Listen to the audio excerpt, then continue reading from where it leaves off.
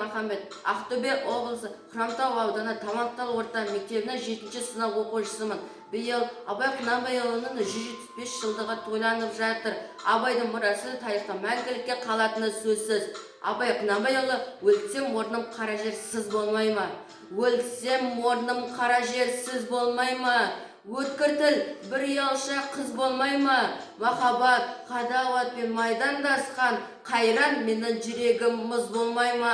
Амалсыз тағдыр көрген кез болмай ма? Біреуге жай, біреуге тез болмай ма? Асау жүрек аяғын шалыс басқан жерін тауып артыға сөз болмай ма? Сонда жауап бере алман мен бейшара, сіздерге еркін тиер байқақ пара. Екі кемек бір жанға әділет пе, қанды қара бір жанмын жаны жара. Жүрегімнің түбіне терең ойла, мен бір жұмбақ адамын, оны да ойла. Соқтық балы соқпасы жерде өстім, мұнымен жағыз алыстым, кінә қойма. Жасымды албырт өстім ойдан жырақ, айлаға ашуға да жақтым жырақ.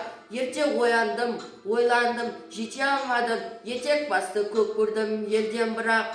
Ой кіргелі тимеді ері көзіме, сандалмамен күн кешкен түспе ізіме. Өзі ермей, ерік бермей жүр қоретті, сен есірке тынышықта бақ сөзіме. Ішім тұлған омен өрт сырттым түрдей, мен келмеске кетермін түк өндірмей. Өлен шіркін өсекші жұртқа жаяр, сырымды тоқтатайын айта бермей. Назарларыңызға рахмет.